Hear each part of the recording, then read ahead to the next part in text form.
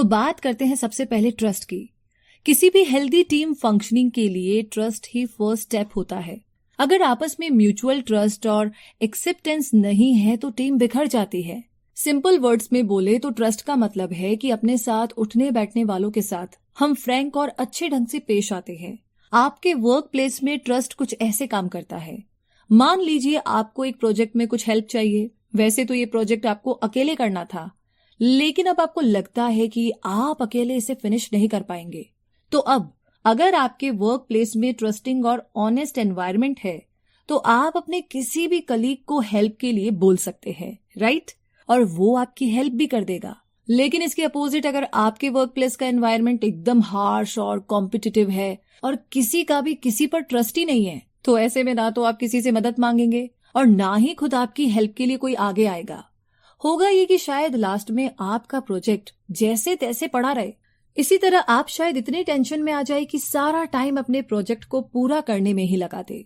Lack of trust की ये कुछ बहुत ही बुरे कॉन्सिक्वेंसेस होते हैं। अनहेल्दी कॉम्पिटिटिवनेस और बर्नआउट सिंड्रोम।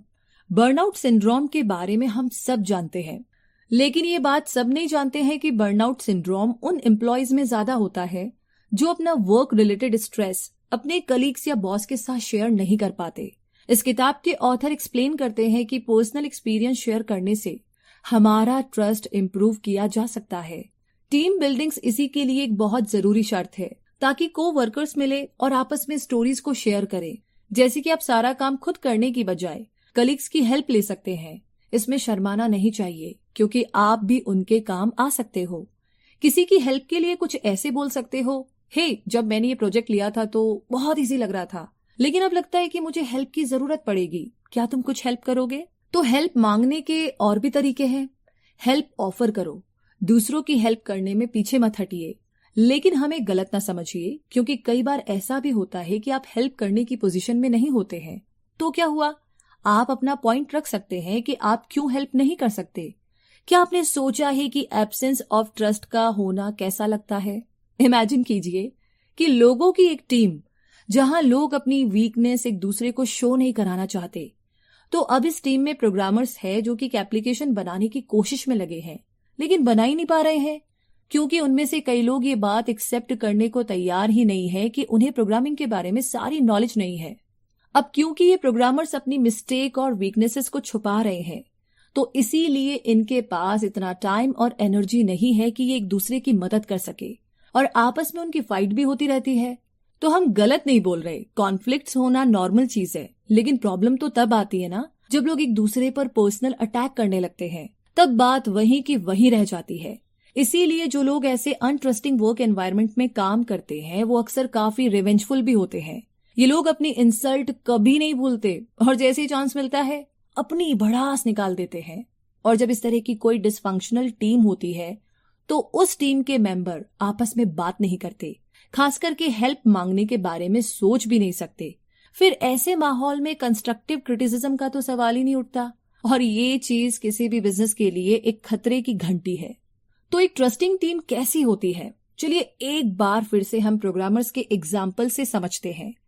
सबसे पहले तो ऐसी टीम के लोग अपनी शॉर्टकमिंग्स, मिस्टेक्स और लैक ऑफ स्किल्स को लेकर के फ्रैंक होते हैं, यानी अपनी कमियों को छुपाते नहीं है। जब एक बैक एंड डिजाइनर कोई प्रॉब्लम फेस कर रहा हो तो वो अपने बॉस के पास जाने से डरेगा नहीं। और सबसे इंपॉर्टेंट बात यह है कि उसका बॉस ये नहीं बोलेगा, व्हाट, मतलब क्या, मैं तुम्हें प्रॉब्लम सॉल्व करने के लिए सैलरी देता हूँ, अगर तुमसे नहीं होता तो कोई और कर लेगा। इसके एकदम उलट, ट्रस्टिंग टीम का बॉस पहले तो उस प्रोग्रामर की अप्रोच की रिस्पेक्ट करेगा कि वो मदद के लिए आया, और फिर अपने एम्प्लॉय की हेल्प करने की पूरी कोशिश भी करेगा।